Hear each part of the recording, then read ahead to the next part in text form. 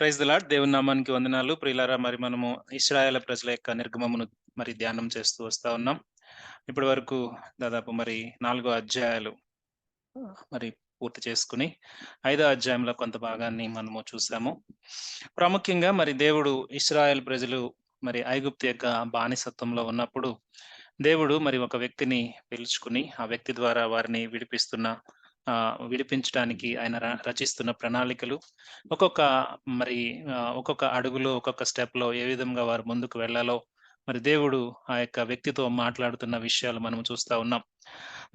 3వ అధ్యాయం, 4వ అధ్యాయంలో ప్రాముఖ్యంగా చూస్తే దేవుడు మోషేను పిలుచుకుని ఆ పని కొరకు మోషేను సిద్ధపరచటం, మోషేను ఎక్విప్ చేయటం, మోషేతో ప్రతి ఒక్క డౌట్‌ని మోషేకు క్లారిఫై చేయటం, ఇవన్నీ కూడా 3, 4 అధ్యాయాల్లో మనం చూస్తాం. గత సెషన్‌లో ప్రాముఖ్యంగా ఎప్పుడైతే మోషే దేవుని యొక్క మాటకు విధేయత చూపించి ఐగుప్తులో ఉన్న ఇశ్రాయేలు ప్రజలను విడిపించడానికి సంసిద్ధమై వెళ్తూ ఉన్నాడో, ఆ సమయంలో దేవుడు దేవుడు తన యొక్క మార్గాన్ని సముఖము చేయటానికి ఏ వ్యక్తి అయితే సపోర్ట్ దేవుడు ఇస్తానని చెప్పాడో, అహరోనుతో మాట్లాడటం, అహరోన్ని మోషేను ఎదుర్కోమనడానికి పంపించటం, వారిద్దరూ కలిసి వారిద్దరు కలిసినప్పుడు మోషే దేవుడు తనతో మాట్లాడిన విషయాలన్నీ అహరోనుకు వివరించటం, అహరోను దాన్ని బట్టి ఎంతో సంతోషించటం, ఈ విషయాలన్నీ కూడా గత సెషన్‌లో మనము చూస్తా వచ్చాం.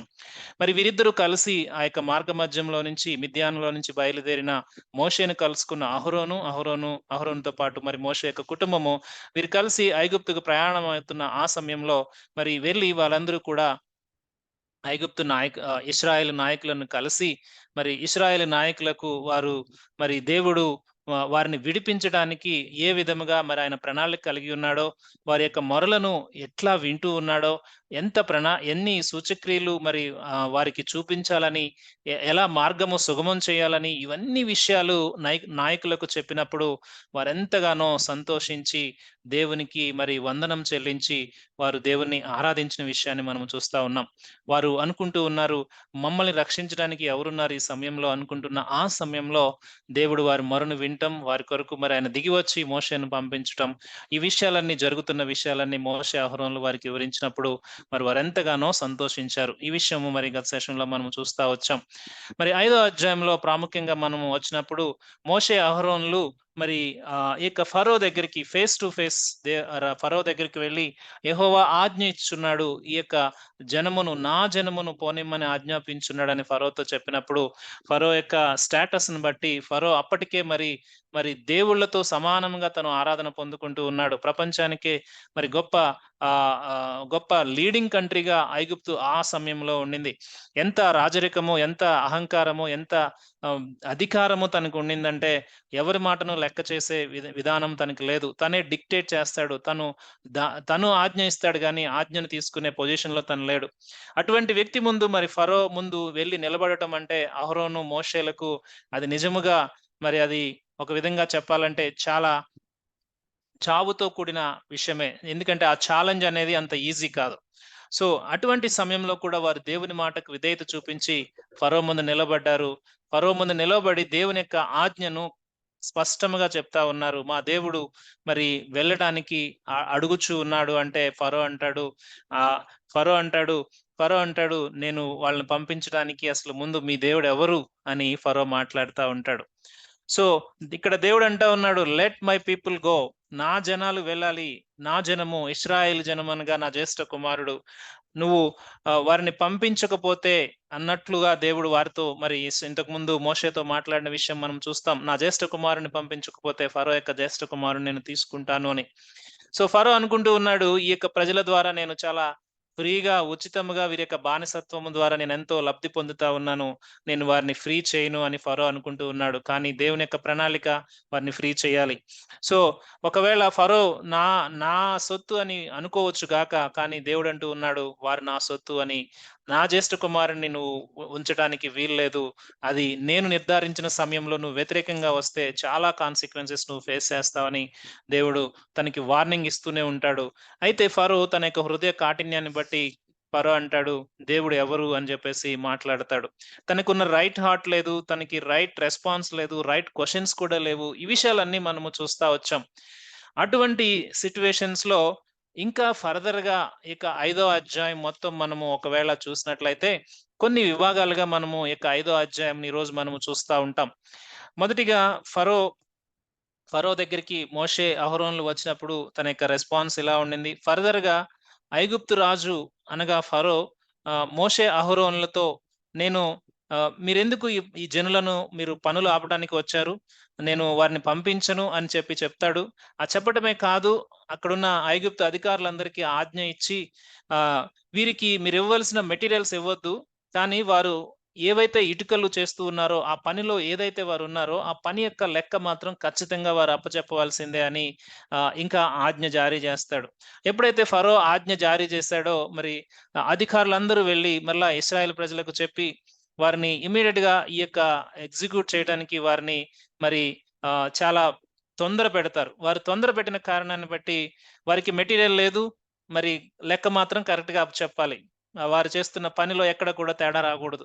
అయితే వారు ఇమ్మీడియేట్‌గా దేశమంతా పారిపోయి, ఆ దేశంలో మరెక్కడెక్కడ మెటీరియల్ దొరుకుతదా దానికి ప్రత్యామ్నాయంగా వేరే గడ్డికి బదులు కొయ్యకాలను వారు ఎతుక్కోవడానికి మరి వాళ్ళు ఐగుప్తు ప్రాంతమంతా వెళ్తారు. అయితే వాళ్ళ లెక్క అప్పచెప్పలేకపోతారు. ఆ లెక్క అప్పచెప్పలేకపోతే అప్పుడు ఆ యొక్క ఐగుప్తు అధికారులు వారిని కొట్టి ఎందుకు అప్పచెప్పలేదంటే వారప్పుడు ఇశ్రాయేల్ ప్రజలు ఏం చేస్తారంటే ఫరో దగ్గరికెళ్ళి మొరపెట్టుకుంటారు. ఫరో దగ్గరికెళ్ళి మొరపెట్టుకుంటూ ఉన్నప్పుడు ఫరో అంటాడు, మీరు సోమరులు గనుక మీరు పని చేయట్లేదు. మీరేదో బలి అర్పించడానికి ఎళ్తా ఉంటున్నారు. మీకు పని ఖాళీగా ఉంది గాబట్టి మీరు చేయవలసిందే అని చెప్పి మరలా తిట్టి పంపిస్తాడన్నమాట. ఆ పంపించిన తర్వాత మళ్ళా వాళ్ళేం చేస్తారంటే అప్పుడు మార్గమధ్యంలో ఉన్న మోషే వారు మోషే వీరు మోషేను వారు ఎదుర్కొని మోషే మీద ఆ యొక్క కోపం చూపిస్తారు. దేవుడు మీకు న్యాయం తీర్చాలి. మమ్మల్ని మీరు ఖడ్గానికి అప్పగించారు అని చెప్పి మరి వాళ్ళు మోషే మీద, అహరోనుల మీద ఆ యొక్క కోపాన్ని మరి చూపిస్తారు. అయితే మోషే దేవుని వైపు చూసి, దేవా ఈ పరిస్థితి ఏంటి అని ప్రార్థన చేస్తూ ఉంటాడు. సో, ఇది 5వ అధ్యాయంలో క్లుప్తముగా ఒక ఈవిల్ అనగా సాతాను యొక్క బంధకంలో ఉన్న ఒక జనాంగమును, లేకుంటే సాతాను యొక్క బంధకంలో ఉన్న ఒక వ్యక్తిని విడిపించడానికి ప్రయత్నిస్తా ఉన్నప్పుడు ఈవిల్ సాతాను ఎంతగా తన యొక్క ఫోర్స్‌ను ఉపయోగిస్తా ఉంటాడు అనే దాన్ని ఈ యొక్క 5వ అధ్యాయంలో మనము చూస్తా ఉంటాం. సో, ఒక్కొక్క భాగాన్ని మనము చూద్దాము. మొదటిగా ఆహ్, మరి మోషే, అహరోనులు అక్కడే ఉంటున్న ఆ సందర్భంలో 4వ వచనం నుంచి 9వ వచనం వరకున్న భాగాన్ని చదివి, దానిలో ఉన్న సమ్మరీని ఒక్కసారి మనం అర్థం చేసుకుందాం. ఇప్పుడు మోషే, అహరోనులు మరి అడిగారు. అడిగిన తరువాత "నువ్వు సెలవిస్తే మేము అరణ్యంలోనికి 3 దినములంత ప్రయాణం వెళ్తాము. మా దేవునికి బలి అర్పిస్తాము. లేని యెడల మా మీదకి దేవుడు ఆయన కోపంతోను, తెగులుతోను మా మీదకి వస్తాడు" అని ఇంకా ఎక్స్‌ట్రీమ్‌గా అక్కడున్న కండిషన్‌ని చాలా స్పష్టంగా ఫరోకి చెప్పారు. అయితే ఫరో అంత సింపుల్ రిక్వెస్ట్‌ని యాక్సెప్ట్ చేయలా. తన యొక్క అధికారము, తన గర్వము, తనకున్న ఆ యొక్క తను అంత ఈజీగా ఇశ్రాయేల్ ప్రజల్ని విడిపించడానికి ఇష్టపడకపోవటం కాకుండా తనంటూ ఉన్న మాటలు మనము చూస్తాం. 4వ వచనంలో అందుకు ఐగుప్తు రాజు మోషే, అహరోను ఈ జనులు తమ పనులు చేయకుండా మీరెలా ఆపుచూ ఉన్నారు? మీ బరువులు మోయుటకు పొండనెను. మరియు ఫరో ఇదిగో ఈ జనము ఇప్పుడు విస్తరించి ఉన్నది. వారు తమ బరువులు విడిచి తేలికగా ఉండునట్లు మీరు చేయుచున్నారని వారితో అనెను. ఆ దినమున ఫరో ప్రజలపై ఉన్న కార్యనియామకులను వారి నాయకులకును ఇట్లు ఆజ్ఞాపించెను. ఇటుకలు చేయుటకు మీరు ఇక మీదట ఈ జనులకు గడ్డి ఇయ్యకూడదు. వారు వెళ్లి తామే గడ్డి కూర్చుకొనవలెను. అయినను వారు ఇదివరకు చేసిన ఇటుకల లెక్కనే వారి మీద మోపవలెను. దానిలో ఏమాత్రమును తక్కువ చేయవద్దు. వారు సోమరులు గనక మేము వెళ్లి మా దేవునికి బలి అర్పించుటకు సెలవిమ్మని మొర్రపెట్టుచు ఉన్నారు. ఫరో ఇశ్రాయేలు ప్రజల యొక్క బర్డెన్‌ని ఇంక్రీజ్ చేస్తా ఉన్నాడు. ఎప్పుడైతే మోషే, అహరోనులు మాట్లాడారో ఫరో మొదలుపెట్టాడు. ఏంటంటే ఒక డిఫరెంట్ స్టైల్‌లో వారి యొక్క బర్డెన్‌ని ఇంక్రీజ్ చేస్తా ఉన్నాడు. మొట్టమొదటిగా మోషే, అహరోనులు అడుగుతా ఉన్నాడు. ఏమయ్యా మోషే, అహరోనులు ఎందుకు మీరు ఈ పనులు చేయకుండా ఆపుచా ఉన్నారు? మీరు కూడా వెళ్లి మీ బరువులు మోయండి. మీరు ఖాళీగా ఉన్నారు అని మోషే, అహరోనులను గద్దిస్తూ మీరు 3 రోజులు సెలవు అడుగుతూ ఉన్నారు గదా!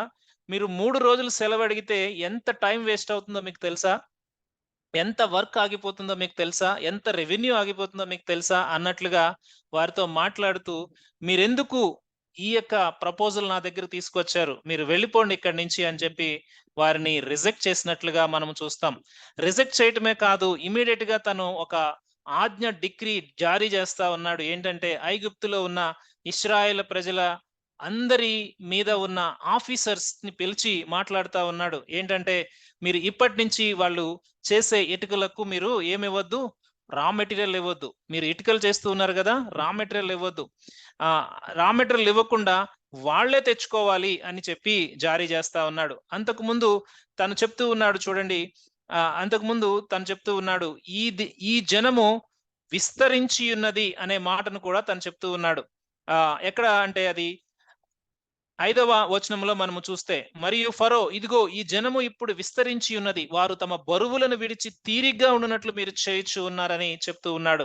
అంటే ఫరో యొక్క అండర్స్టాండింగ్ ఏంటంటే అప్పటికే వారు విస్తరించి ఉన్నారు. మనము చూస్తా ఉంటే ఇశ్రాయేల్ ప్రజలు ఇశ్రాయేల్ ప్రజలు మొదటి అధ్యాయం 5, 6, 7 వచనాల్లో మనము చూస్తే వారు అత్యధికముగా ప్రబలిన జనాంగముగా ఉన్నారు.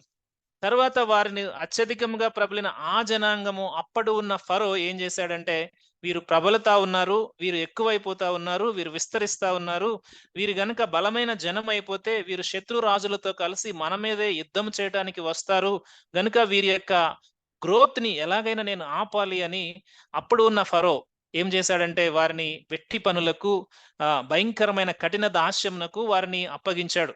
చాలా ఇంటి పనుల్లో, చేలో పనుల్లో, లేకుంటే వారి యొక్క ప్రతి ఒక్క ప్రాజెక్ట్స్ లో వారిని విపరీతంగా వాడుకున్నారు.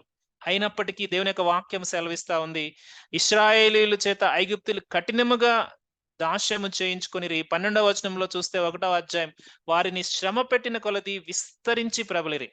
సో 2వ ప్లాన్ కూడా ఫెయిల్ అయిపోయింది. ఇప్పుడు 3వ ప్లాన్ ఏం చేశాడో మనకు తెలుసు. మంత్రసానులను పంపించి మగబిడ్డను చంపమని చెప్పినప్పుడు అక్కడ కూడా ఆ యొక్క ప్లాన్ ఫెయిల్ అయిపోయింది. 20వ వచనంలో చూస్తే ఆ జనము విస్తరించి మిక్కిలి ప్రబలెను. ఫరో యొక్క ఆలోచనలో ఒక్కటే, వీరు విస్తరించి ఉన్నారు, వీరి యొక్క గ్రోత్ నేను ఎలాగో ఆపలేకపోతా ఉన్నాను, వీరిని దాస్యంలో నుంచి నేను విడిపించడానికి నాకు ఇష్టం లేదు, నేను వారిని విడిపించకూడదు. వారు విస్తరించి ప్రబలటం అనేది దేవుని యొక్క నిర్ణయం. అది దేవుడు ఒక జనాంగంగా వారిని ఐగుప్తు ప్రాంతం నుంచి తీసుకువెళ్ళాలనేది ఆయన యొక్క ప్లాన్. అది ఒక దేశముగా దేవుడు వారిని ఆ వాగ్దాన దేశంలో పెట్టాలని ప్లాను. అయితే ఫరో యొక్క దురుద్దేశము వీరిని బానిసలుగానే ఉంచాలని. సో ఇప్పుడు ఐగుప్తు యొక్క ఆఫీసర్స్ అందరికీ కమాండ్ చేశాడు. సో కమాండ్ చేసి రా మెటీరియల్ ఇవ్వద్దు అన్నాడు, కానీ సేమ్ కౌంట్ ఇవ్వాలి. సో అప్పటి వరకు వాళ్ళు ఇస్తున్న రా మెటీరియల్ మనము చూస్తే గనక వాళ్ళు వాడుతున్న స్ట్రా ఏదైతే ఉందో ఆ యొక్క స్ట్రాలో ఉన్న ఎస్టిక్ కాంటెంట్, చరిత్రకారులు చెప్తున్న ప్రకారము వారు వాడుతున్న ఆ యొక్క గడ్డి అది ఒక ప్రత్యేకమైన మెటీరియల్. దానితో ఇటుక తయారు చేసినప్పుడు ఆ ఇటుక కాల్చే అవసరం కూడా లేకుండా అంత స్ట్రాంగ్ గా అది మ్యానుఫ్యాక్చర్ చేయబడేదంట. సో ఐగుప్తులో ఉన్న 3 రకాలైన ఇటుకలను వారు రీసెర్చ్ చేసినప్పుడు, ఒకటేమో ఇటువంటి స్ట్రాతో, ప్రత్యేకమైన గుణమున్న స్ట్రాతో చేసిన ఇటుకలు ఒకవైపు ఉన్నాయి. ఇంకొకటి ఆల్టర్నేటివ్ స్ట్రా. ఇప్పుడు ఇశ్రాయేలు ప్రజలు ఎప్పుడైతే వీరికి రా మెటీరియల్ ఇవ్వలేదో వేరే గడ్డికి బదులు కొయ్యకాలు, వేరే ఆల్టర్నేటివ్ స్ట్రాన్ వారు సమకూర్చుకోవడానికి ఐగుప్తు దేశం అంతటా వెళ్తారు కదా, దానితో చేయబడిన ఇటుకలు కూడా ఉన్నాయి. ఇంకొకటి ఈ యొక్క గడ్డి లేకుండా, అంటే ఈ యొక్క పర్టికులర్ గడ్డి లేకుండా, లేకుంటే ఈ యొక్క స్ట్రా లేకుండా తయారు చేసిన ఇటుకలు ఉన్నాయి. ఇవి 3 రకాల ఇటుకలను వారు చూస్తారు. అయితే సో ఇప్పుడు వారికి ఈ రా మెటీరియల్ ఇవ్వకుండా కౌంట్ ఎగ్జాక్ట్ గా అప్పచెప్పాలి. సో ఈ యొక్క ఫరో యొక్క ఆర్డర్స్ ని వారు ఎగ్జిక్యూట్ చేయడానికి ఏ మాత్రము కూడా వారు సమయం తీసుకోలేదు. ఇమ్మీడియట్ గా ఏంటంటే ఫరో యొక్క ఆజ్ఞ ఒక్కటే, వారు సోమరులు, వారు లేజీగా ఉన్నారు, అంటే వారికి పని లేదు, అందుకే వారు దేవునికి బలి అర్పించడానికి వెళ్తారు అని చెప్పి వీళ్ళ మాటలు వింటూ ఉన్నారు అని చెప్పి ఫరో అంటూ ఉన్నాడు. సో అదే అంటాడు కదా 8వ వచనంలో, మేము వెళ్ళి మా దేవునికి బలి అర్పించుటకు సెలవిమ్మని మొరపెట్టుచు ఉన్నారు, ఎందుకంటే వారికి పని లేదు, వారు అబద్ధ మాటలను లక్ష్య పెడతా ఉన్నారు. అంటే ఫరో మోషే అహరోన్లు వచ్చి చెప్పిన మాటలు అబద్ధపు మాటలుగా చెప్తూ ఉన్నాడు. సో వారికి వర్క్ ఇవ్వాలి, ఎక్కువ వర్క్ ఇవ్వాలి, బాగా కష్టపడే వర్క్ ఇవ్వాలి అనేది ఫరో యొక్క దుష్ట ఆలోచనతో మరి వెళ్తూ ఉన్నాడు. సో దేవుని యొక్క ప్రజల యొక్క విడుదలకు మరి ముందుగా వారు ఫేస్ చేస్తున్న డిఫికల్టీ సిట్యుయేషన్ మనము చూస్తా ఉన్నాం. తర్వాత రెండవ భాగంలో మనము చూస్తే రెండవ భాగంలో మనము చూస్తే 10-14 వచనాలు గనుక మనము చూస్తే ఐగుప్తు అధికారులు ఈ యొక్క ఫరో యొక్క ఆర్డర్స్‌ని ఇమ్మీడియేట్‌గా ఎగ్జిక్యూట్ చేయడానికి వారు వెళ్తా ఉన్నారు. 10-14 వచనాలు మనం చూస్తాం. కాబట్టి ప్రజల కార్య నియామకులను వారి నాయకులను పోయి ప్రజలను చూసి, నేను మీకు గడ్డి ఇయ్యను. మీరు వెళ్లి మీకు గడ్డి ఎక్కడ దొరుకునో అక్కడే మీరు సంపాదించుకొనుడి. అయితే మీ పనిలో ఏమాత్రము తక్కువ చేయబడదని ఫరో సెలవిచ్చిననిరి. అప్పుడు ప్రజలు గడ్డికి మారుగా కొయ్యకాలు కూర్చుకొనుటకు ఐగుప్తు దేశమంతటను చెదిరిపోయిరి. మరియు కార్యనియామకులు వారిని త్వరపెట్టి గడ్డి ఉన్నప్పటి వలనే ఏనాటి పని ఆనాడే ముగించుడనిరి. ఫరో కార్యనియామకులు తాము ఇశ్రాయేలీయుల్లో వారి మీద ఉంచిన నాయకులను కొట్టి ఎప్పటి వలె మీ లెక్క చొప్పున ఇటుకలను నిన్న నేడు మీరు ఎలా చేయించలేదని అడగగా, సో అప్పటి వరకు కఠినమైన దాస్యంలోనే ఉన్నారు. కానీ ఈ యొక్క కఠినమైన దాస్యము ఇంకా రెండింతలు అవుతుందనేది వారైతే ఎక్స్‌పెక్ట్ చేయలేదు. బహుశా వారి పనుల్లో వారు మరి ఎన్నో దినాలుగా, ఎన్నో తరాలుగా, కొన్ని తరాలుగా జరుగుతున్న ఈ యొక్క దాస్యపు పనికి వారు అలవాటైపోయి పనిచేస్తూ ఉన్న ఆ సందర్భంలో ఒక్కసారిగా మరి పెనం మీద ఉన్నవారు పొయ్యిలో పడినట్లుగా ఈ యొక్క వార్త రానే వచ్చింది. అందరూ వచ్చి మరి ఒక్కసారిగా ఆ యొక్క చేంజ్ న్యూస్ అనేది చెప్తా ఉన్నారు. ఇక నుంచి గడ్డి ఇవ్వబడదు అని చెప్తా ఉన్నారు. అయితే వారికి ఏం చేయాలో పాలుపోలేదు. ఇమ్మీడియేట్ గా వారు ఏం చేశారంటే ఫరో చెప్పినట్టుగానే ఆ డిఫికల్టీ స్ట్రగుల్‌లో కూడా వాళ్ళేం చేశారంటే ఒబీడియంట్ గా ఎలాగైనా ఇక పని చెయ్యాలి అని వారు మరి ముందుకు వెళ్లారు. కానీ ఆ యొక్క పని వారు చేయలేకపోయారు. నిజంగా ఇది మనము ఆలోచన చేస్తే ఇశ్రాయేలు ప్రజలకు ఒక కఠినమైన పరీక్ష. ద ఇమ్మీడియేట్ ఎఫెక్ట్ మోషే అహరోనులెళ్ళి మాట్లాడగానే వీరి యొక్క పరిస్థితి ఎంత దారుణంగా మారిపోయిందంటే వరస్ట్‌గా అయిపోయింది. చాలా దారుణమైన పరిస్థితికి వాళ్ళు వెళ్ళిపోయారు. సో వారు లెక్క అప్పచెప్పలేకపోయారు. ఫెయిల్ అయిపోయారు. ఆ ఫెయిల్ అయిపోయినప్పుడు ఆ ప్రజల మీద ఉన్న నాయకులు, గోత్ర పెద్దలు ఎవరైతే ఉన్నారో వారిని కొట్టారు అని ఇక్కడ రాయబడి ఉంది. ఇశ్రాయేల్ యొక్క నాయకులను కొట్టినప్పుడు బహుశా ఒక్కసారిగా ఆలోచన చేస్తే వారు ఎంతటి శ్రమలో వారు వెళ్తూ ఉన్నారనేది మనం జ్ఞాపకం చేసుకోవచ్చు. శత్రువు ఎప్పుడు కూడా మన యొక్క విడుదల సమీపిస్తూ ఉన్నప్పుడు శ్రమను పెంచుతూనే ఉంటాడు. లేకుంటే శోధన పెరుగుతూనే ఉంటది. మన యొక్క డిఫికల్టీ టైమ్స్ పెరుగుతూనే ఉంటది. కానీ దేవుడిచ్చిన వాగ్దానము ఏమిటి? దేవుడు ఆయన ఇశ్రాయేల్ ప్రజలను ఆయన విడుదల చేస్తానని వాగ్దానం ఇచ్చాడు. ఏ ప్రజలైతే మరి దేవుడిచ్చిన వార్తను బట్టి సంతోషించారో ఈ ప్రజలు ఇప్పుడు మరి డిఫికల్టీ టైంలో వెళ్తా ఉన్నారు. ఎందుకంటే దేవుని యొక్క బిడ్డలు శ్రమల గుండా వెళ్తూ ఉన్నప్పుడు ద వెరీ మూమెంట్ వారు రిలీజ్ అంటే ఆ యొక్క విడుదలకు దగ్గరగా అవుతూ ఉన్నప్పుడు శ్రమ పెరుగుతుందే గాని తగ్గదు. అలానే విడుదల ఆగుతుందా అంటే దేవుని యొక్క వాగ్దానము నెరవేర్పు లేకుండా ఆగదు. ఈ విషయాన్ని మనము జాగ్రత్తగా గమనించాలి. ఎప్పుడైనా కూడా ఆ విడుదల సమీపం అవుతూ ఉన్నప్పుడు శ్రమ పెరుగుతూ ఉందే గాని తగ్గదు. ఇది నిజముగా దేవుని యొక్క బిడ్డల జీవితంలో విన్న సాక్ష్యము, వినబోయే సాక్ష్యము, వింటున్న సాక్ష్యము. ఎందుకంటే శ్రమ యొక్క తీవ్రత పెరిగిందా, విడుదలకు సమీపముగా మనం ఉన్నాం. దేవుడు వాగ్దానం ఇచ్చాడు. దేవుడు ఇశ్రాయేలు ప్రజలు నేను ఐగుప్తు నుంచి విడిపిస్తాను. వారు నా జ్యేష్ఠ కుమారుడు. ఒకవేళ ఫరో నా జ్యేష్ఠ కుమారుని విడిపించకపోతే ప్రతిగా తన జ్యేష్ఠ కుమారుని నేను తీసుకుంటాను. దేవుని యొక్క వాగ్దానం ఉంది. కానీ ఈ డిఫికల్టీ సిట్యుయేషన్ వారు ఫేస్ చేయాలి. సో ఇప్పుడు కొడుతూ ఉన్నారు, నాయకులనే కొడుతూ ఉన్నారు, జనులను కొడుతూ ఉన్నారు. సిట్యుయేషన్ చాలా దారుణంగా ఉంది. చెప్పాలి అంటే మోషే అహరోనులు వచ్చినప్పుడు ఎంత సంతోషపడ్డారో ఇప్పుడు అంత దుఃఖంలో వెళ్తా ఉన్నారు. ఆ బాధలో వారు ఏం చేశారని మనము చూస్తే 14వ వచనం నుంచి మనము 15వ వచనం నుంచి 19 వచనాల వరకు మనము చూద్దాం. 15 నుంచి 19 వరకు చూద్దాం. ఇశ్రాయేలీల నాయకులు ఫరో యొద్దకు వచ్చి తమ దాసుల ఎడల తమరెందుకు ఇట్లు జరిగించున్నారు? తమ దాసులకు గడ్డినియరు, అయితే ఇటుకలు చేయడని మాతో చెప్పుచున్నారు. చిత్తగించుము, వారు తమరి దాసులను కొట్టుచూ ఉన్నారు. అయితే తప్పిదము తమరి ప్రజల యందే ఉన్నదని మొరపెట్టిరి. ఇక్కడ ఫరో దగ్గరికి వచ్చి మొర పెడతా ఉన్నారు. అయ్యా, నువ్వేంటి ఇలా చేస్తున్నావు? ఇప్పటి వరకేమో మాకు అన్ని ఇచ్చావు. పర్టికులర్ గా ఈ టైంలో మాకు ఏమి ఇవ్వకుండా మమ్మల్ని లెక్క అప్పచెప్పమంటా ఉన్నావు. వాళ్ళేమో నిజంగా తప్పిదం వాళ్ళ వైపే ఉంది. మమ్మల్ని లెక్క అప్పజెప్పమంటున్నారని ఫరోకు మొరపెడుతూ ఉంటే 17వ వచనంలో ఫరో అంటూ ఉన్నాడు. అందుకతడు మీరు సోమరులు. అందుచేత మేము వెళ్లి యెహోవాకు బలి అర్పించుటకు సెలవిమ్మని మీరు అడుగుచూ ఉన్నారు. మీరు పొండి పని చేయుడి. గడ్డి మీకు ఇయ్యబడదు. అయితే ఇటుక లెక్క మీరు అప్పగింపక తప్పదని వారు చెప్పెను. మీ ఇటుకలలో లెక్క ఏ మాత్రమును తక్కువ చేయవద్దు. ఏనాటి పని ఆనాడే చేయవలెనని రాజు సెలవీయగా ఇశ్రాయేలీయుల నాయకులు తాము దురవస్థలో పడి ఉన్నట్టు తెలుసుకొనిరి. ఇశ్రాయేల్ ప్రజలు రాజు చాలా ఖచ్చితంగా ఆజ్ఞాపించాడు. ఏమని ఆజ్ఞాపించాడు అంటే, మీ యొక్క లెక్క ఒక్కటి కూడా తక్కువ చేయబడదు. మీరు లెక్క అప్పజెప్పవలసిందే. మీరు సోమరులు. మీరు మీరు మీరు ఏ విధముగా ఫరో వారి మీద సింపతి గాని, ఏ విధముగా వారి మీద ఫరో వారి యొక్క స్థితిని బట్టి ఈ వారి యొక్క స్థితిని బట్టి ఎక్కడ కూడా వారికి సింపతి చూపించి వారి మీద జాలి పడినట్లుగా లేదు గాని చెప్తూ ఉన్నాడు. ఇంకా కరాఖండిగా చెప్తా ఉన్నాడు.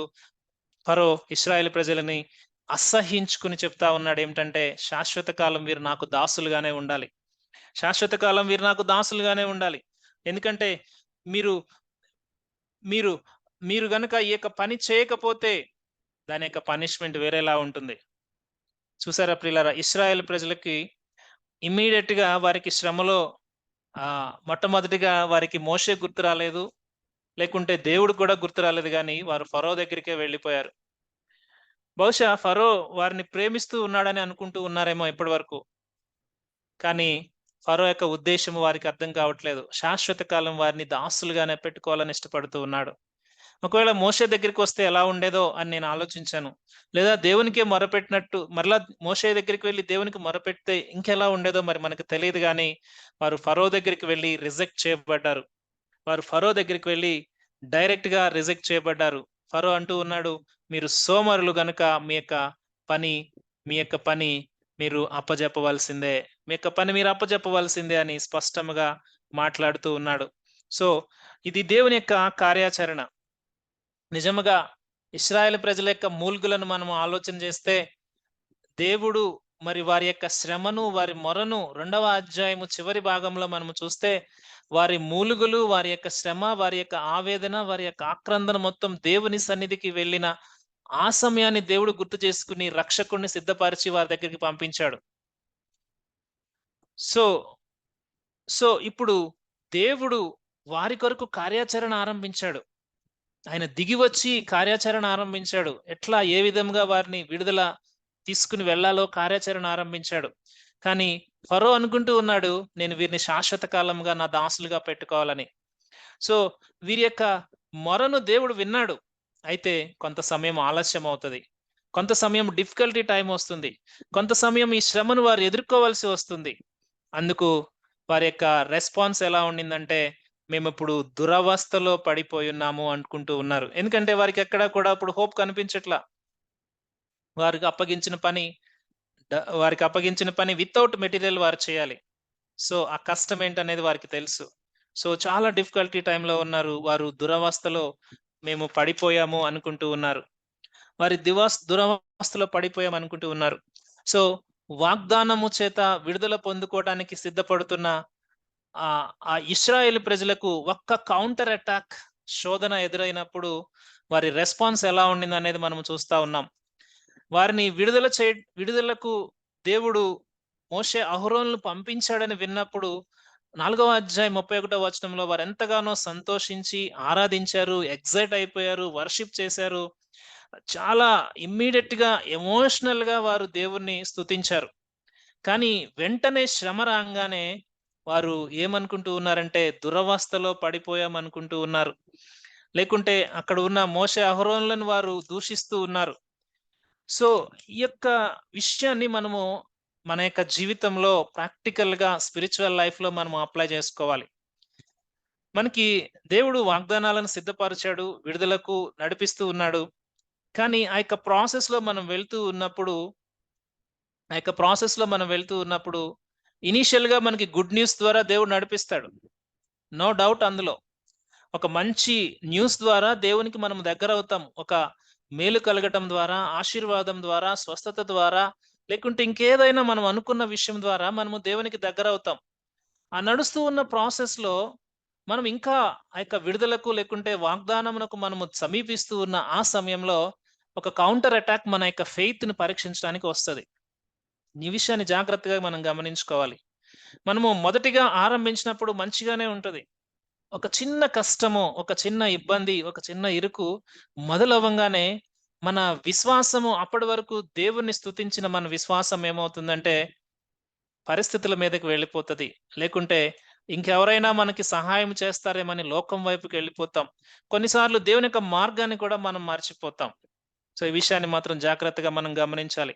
ఒక్క కౌంటర్ అటాక్‌తో మన యొక్క విశ్వాస స్థాయిని మరి అది అటు ఇటు మార్చే పరిస్థితులు వస్తూ ఉన్నప్పుడు మనము చాలా జాగ్రత్తగా ఉండాలి.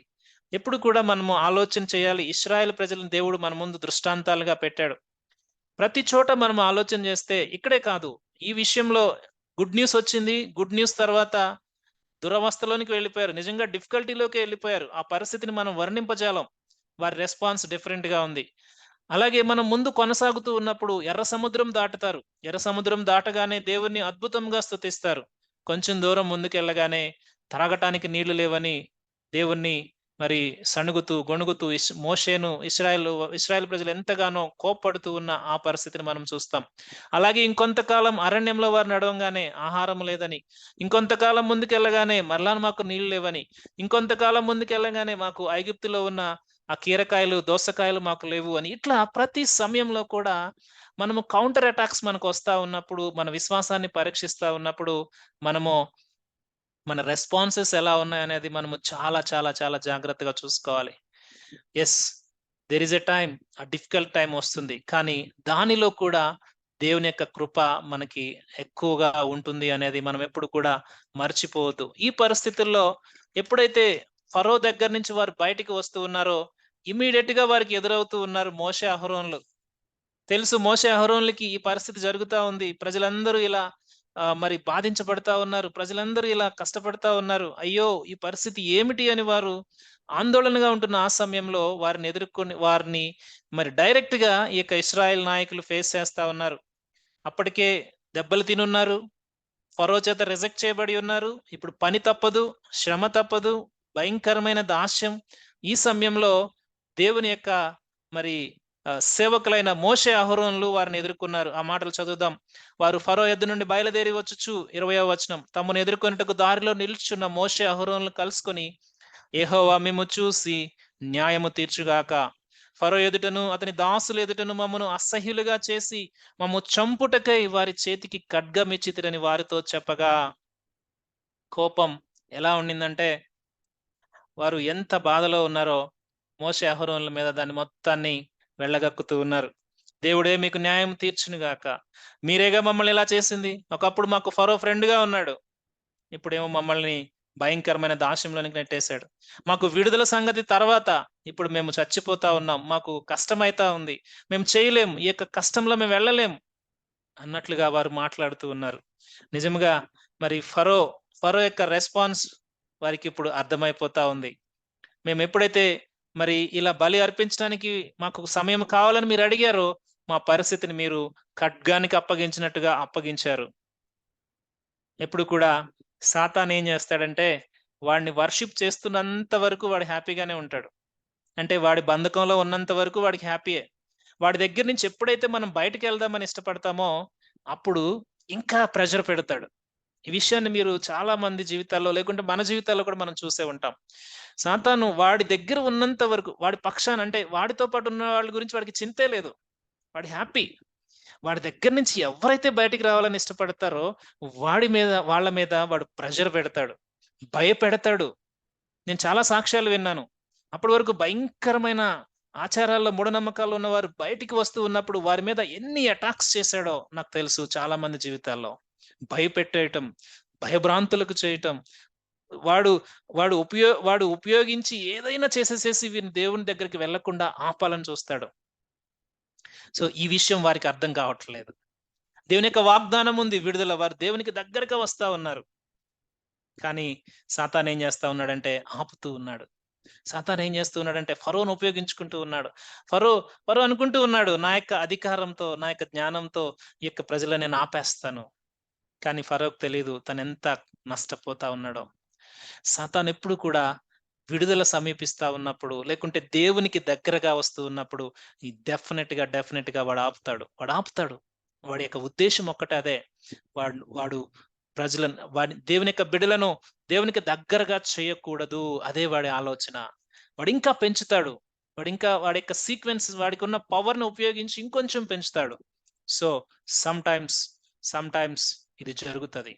ముఖ్యంగా దేవుని దగ్గరికి వస్తూ, దేవునికి అప్పటి వరకు ఆ భయంకరమైన అంధకారంలో ఉన్న వారు, మనము దేవుని దగ్గరగా వస్తూ ఉన్నప్పుడు ఈ విషయాలు తప్పకుండా జరుగుతాయి. సో, దీనికి రిఫరెన్సెస్ చాలా ఉన్నాయి. సాతాను అనేక మార్లు దేవుని యొక్క బిడ్డలను అటు రీతిగా శోధించిన విషయాలు మనము చూస్తాం. సో, నేను ముందుకు వెళ్తా ఉన్నాను. సో, ఇప్పుడు వీరి యొక్క రెస్పాన్స్‌ని బట్టి వీరు మనము ఆలోచన చేస్తా ఉన్నాం గదా! నిజంగా వారు శ్రమలోనే ఉన్నారు, బాధలోనే ఉన్నారు. అయితే వారు వారు చూపిస్తా ఉన్నది దేవుని యొక్క ప్రణాళికను పట్టుకొని వచ్చిన దేవుని సేవకులైన మోషే, అహరోనుల మీద వారి యొక్క ఆక్రోశం. నిజమే గదా! మరి వీరి వల్లనే గదా మనకి శ్రమొచ్చింది. మంచిగా దాస్యంలో ఉన్నాము. కష్టమో, నష్టమో మొర్రపెడతా ఉన్నాము. ఫరో మమ్మల్ని భయంకరంగా మరి ఆ ఇబ్బందులు గుండా తీసుకువెళ్తా ఉన్నా గాని మాకైతే ఫుడ్ దొరుకుతా ఉంది. ఓకే. రోజు గడుస్తా ఉంది. ఈ విధంగా ఒక విధంగా కష్టమైన బానే ఉంది. కానీ ఈ మోషే అహరోనులు వచ్చిన తర్వాత మాకు విడుదలొస్తుందని చెప్పారు. కానీ విడుదల బదులు శ్రమొచ్చింది. సో, ఇప్పుడు వీరి రెస్పాన్స్ ఏంటి? మోషే అహరోనులను నిందిస్తా ఉన్నారు. సో, మనం కూడా ఈ యొక్క విషయాన్ని ప్రాక్టికల్‌గా మనం ఆలోచన చేస్తే, దేవుని యొక్క వాక్యం బోధించి, దేవుని యొక్క వాక్య మార్గ ప్రకారం మనల్ని నడవమన్నప్పుడు మనకి శ్రమొచ్చిందనుకోండి, ఇదిగో పలానా వ్యక్తి వాక్యం చెప్పాడు. ఆ వాక్యం నేను విని విధేయత చూపించిన కారణాన్ని బట్టి నా జీవితంలో శ్రమ ఇంకా పెరిగింది. కాబట్టి ఆ వ్యక్తిని బట్టే ఇదొచ్చింది. ఇంకొక విధంగా చెప్పాలంటే, దేవుని యొక్క మార్గంలో ఉండిన కారణాన్ని బట్టే ఈ శ్రమొచ్చింది అని ఫీలయ్యే పరిస్థితులు కూడా మనము చూస్తాం. ఎందుకండి నాకే ఈ శ్రమ? నేను దేవుని యొక్క వాక్యాన్ని వెంబడించడం బట్టా? నేను దేవుని బిడ్డగా ఉండమట్టా? అందుకేనా నాకీ శ్రమ? అని మనము ఆలోచన చేస్తాం గదా! నిజమే తప్పులేదు. ఎందుకంటే మానవులముగా చాలా సార్లు ఈ విధంగా కృంగిపోతాం. మనము దేవుని యొక్క చిత్తంలో వెళ్లి ఆ శ్రమ పడితే, ఆ శ్రమ కొంతకాలమే. అది మన విశ్వాసాన్ని మెరుగుపరుస్తది. మన జీవితానికి అది ఎంతో ఉపయోగకరం. దేవుడు అందుకే అనుమతించాడు. Because God has designed this plan. కానీ దానికి మనము కృంగిపోయి వెనక్కెళ్ళిపోతే, సేవకులు నిందిస్తే, లేక వాక్యాన్ని నిందిస్తే ప్రయోజనం ఏముండదు ప్రియులారా. కానీ ఇక్కడ ఇశ్రాయేలు ప్రజల యొక్క రెస్పాన్స్ చూస్తా ఉన్నాం. వారి యొక్క రెస్పాన్స్ చాలా డిఫరెంట్‌గా ఉండింది. ఒక కౌంటర్ అటాక్‌తో వారి రెస్పాన్స్ దురవస్థలో పడిపోయామనుకుంటూ ఉన్నారు. సేవకుల్ని అనగా దేవుని యొక్క ప్లాన్‌నే నిందిస్తా ఉన్నారు. కానీ వారికి తెలీదు. ఇది కొద్ది సమయమే వారికి విడుదల సమీపించింది అని. సో, మనం నేర్చుకోవాల్సింది ఏదైనా దేవుని యొక్క మార్గంలో మనం వెళ్తూ ఉన్నప్పుడు శ్రమలు ఇంకా పెరిగాయా? ఇంకా పెరిగాయా? నిజముగా దేవుని యొక్క మార్గంలో మనం వెళ్తా ఉన్నాం. కానీ మనం పడిన శ్రమకు ఫలితం దేవుడు ఇవ్వబోతా ఉన్నాడు. అది చూస్తారు ఇశ్రాయేల్ ప్రజలు తర్వాత చూస్తారు. సో, గనుక మనం నేర్చుకోవాల్సింది సాతాను శ్రమ పెంచుతూ ఉన్నాడు అంటే మనం విడుదలకు దగ్గరగా ఉన్నాం. సాతాను విడుదలకు వాడు యాక్సెప్ట్ చేయట్లేదు అంటే వాడు ఏదో ప్రయత్నిస్తా ఉన్నాడు. ఆ ప్రయత్నాలు సఫలం అవ్వవనేది మనము జాగ్రత్తగా ఆలోచన చేయాలి. సో, ఇప్పుడు నాయకులు మొర్రపెట్టినప్పుడు మోషే, మోషే, మోషే అహరోనులు మరి వారి యొక్క రెస్పాన్స్‌ను మనం చూద్దాం. 22, 23 వచనాలు మనం చూసినట్లయితే మోషే అంటూ ఉన్నాడు. మోషే యెహోవా యొద్దకు తిరిగి వెళ్లి, ప్రభువా నీవేళ ఈ ప్రజలకు కీడు చేసితివి, నన్నేల పంపితివి?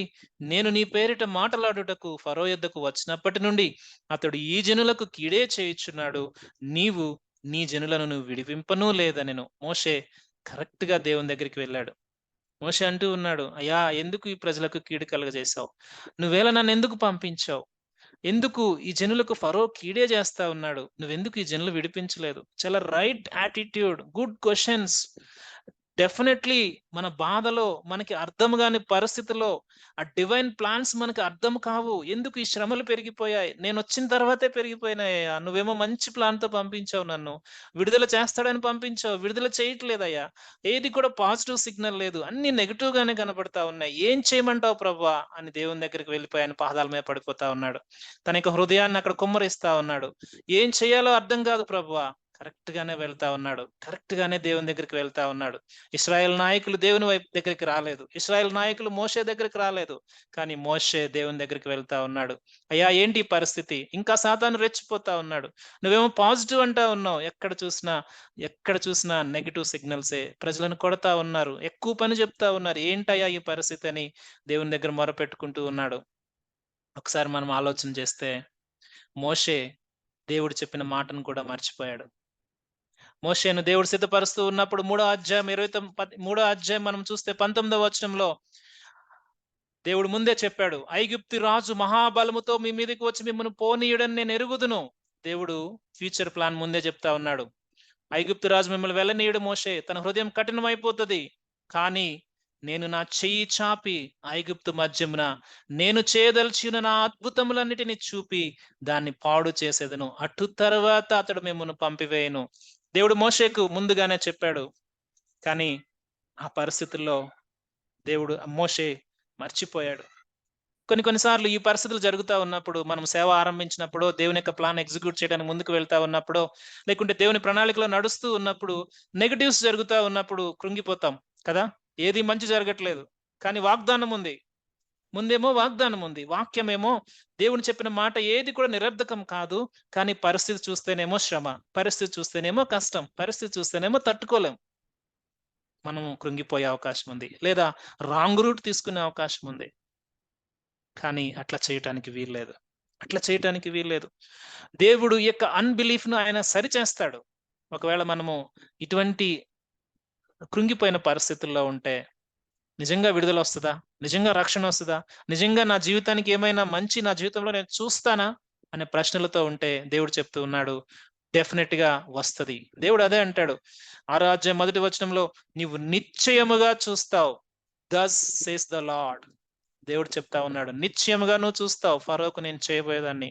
మోషే ఇదేమి ఆషామాషీ మాట కాదు. దేవుడు మాట ఇచ్చి తప్పడానికి ఆయన నరుడు కాడు. ఆయన ప్లాన్ డిజైన్ చేశాడు. దాన్ని చేంజ్ చేసే అధికారం ఎవరికీ లేదు. దేవుని యొక్క ప్లాన్ పర్ఫెక్టే. సమ్‌టైమ్స్ ఇట్ ఈస్ డిఫికల్ట్‌గా కనపడతది. సమ్‌టైమ్స్ మనం దాన్ని బేర్ చేయలేమన్నట్టుగా కనపడతది. కానీ అది డెఫినిట్‌గా జరిగి తీరుతది. డెఫినిట్‌గా జరిగి తీరుతది. మోషే అనుకున్నాడు ఈజీగా డెలివరెన్స్ వచ్చేస్తది అని. కానీ దేవుడు ఏం చేస్తున్నాడో తెలుసా? ఆయన యొక్క ప్లాన్ ప్రకారము కొంత టైము దాన్ని స్ట్రెచ్ చేస్తా ఉన్నాడు. కొంత టైము ఆయన ప్రజలను ఆ యొక్క పరిస్థితి గుండా నడిపిస్తూ ఉన్నాడు. Because it is God's design. It is God's design. ఆయన సార్వభౌమత్వంలో దేవుడు అనుమతించాడు. ఒక్కసారి ఆలోచన చేస్తే ఇశ్రాయేలు ప్రజలు దేవుని యొక్క చిత్తానికి అనుగుణంగా వారు వెళ్లి శ్రమ పడుతూ ఉంటే, ఆ శ్రమే కష్టంగా అనిపిస్తే, దేవుని యొక్క చిత్తానికి వ్యతిరేకంగా వెళ్ళే ఫరో ఇంకెన్ని కష్టాలు అనుభవించాలి? ఒక్కసారి ఆలోచన చేద్దాం. ఇశ్రాయేలు ప్రజలు దేవుని యొక్క చిత్త ప్రకారము విధేయత చూపించి, ఒకవేళ వారు ఈ విడుదల ప్రాసెస్‌లో వాళ్ళు వెళ్తూ ఉన్నప్పుడు కష్టపడుకుంటా వాళ్ళు కొంత సమయమే నడుస్తూ ఉన్నారు. Very small time. Very small time. But Pharaoh తర్వాత తను చూడబోతా ఉన్నాడు. 10 భయంకరమైన తెగులులు. జ్యేష్ఠ కుమారుని కోల్పోవటం. దేవుని యొక్క చిత్తానికి వ్యతిరేకంగా వెళ్ళే వారి ఆ యొక్క ఐగుప్తు రాజు యొక్క జీవితంలో గాని, ఆ ప్రజల యొక్క జీవితంలో గాని జరగబోయే నష్టం ఎంత ఉండబోతా ఉంది. సో, ఈరోజు మనము దేవుని చిత్తంలో ఉన్నామని, కష్టపడుతూ ఉన్నామని, ఈ శ్రమలు నాకెందుకని, ఈ యొక్క అందరి జీవితాలే బాగున్నాయి. లోక ప్రకారంగా చూస్తే నా జీవితం బాగోలేదు అని, నేను దేవుని నమ్ముకున్న కారణాన్ని బట్టి ఎన్ని కష్టాలు కూడా నేను వెళ్తూ ఉన్నానని, నా దేవుడు నన్ను చూడట్లేదని ఒకవేళ బాధపడుతూ ఉంటే, దేవుడు ఈరోజు గుర్తు చేస్తా ఉన్నాడు. Don't worry. అందుకే కీర్తనకారుడు 73వ అధ్యాయంలో లోకంలో ఉన్న వారందరి పరిస్థితి బాగుందయ్యా! నా పరిస్థితి ఎందుకు? నేను మంచివాడిగా ఉండటం వల్ల ఏం ఉపయోగం? నిన్ను వెంబడించడం వల్ల ఏం ఉపయోగం అని దేవుని దగ్గరికెళ్ళి మొరపెట్టుకుంటే, దేవుడు చూపిస్తాడు. వారి పరిస్థితి ఎక్కడుందంటే, వారు క్షణమాత్రంలో నాశనమైపోయే స్థితిలో ఉన్నారు. ఆ పొందుకోబోయే వారి నష్టం భయంకరమని దేవుడు చూపిస్తా ఉన్నాడు. సో, ప్రియులారా, దేవుని యొక్క చిత్తంలో ఉన్న ఇశ్రాయేలు ప్రజలకు కొంత సమయమే కష్టం. కొంత సమయమే డిఫికల్టీ, తట్టుకోలేని పరిస్థితి. కానీ దేవుడు దాన్ని ఆశీర్వాదకరంగా మార్చబోతా ఉన్నాడు. దేవునికి వ్యతిరేకంగా నడిచేవారి జీవితం బహుఘోరం.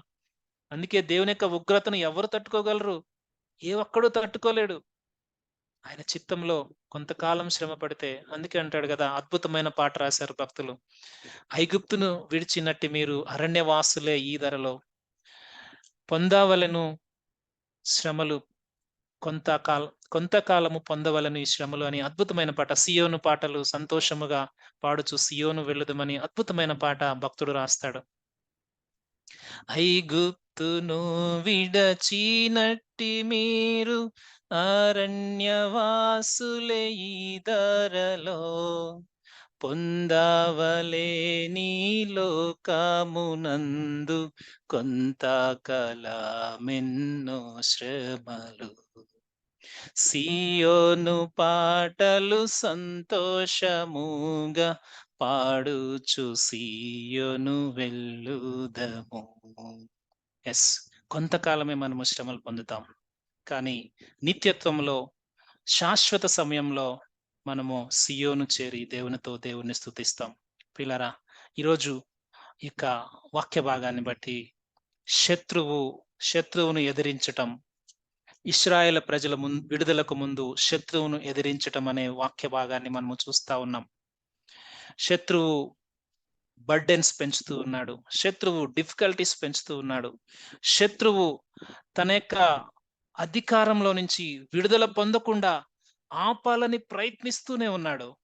కానీ దేవుని యొక్క ప్రణాళిక కొంతకాలము తన బిడ్డలు శ్రమల గుండా వెళ్ళాలి. ఎందుకంటే ఇది దేవుని యొక్క డిజైన్.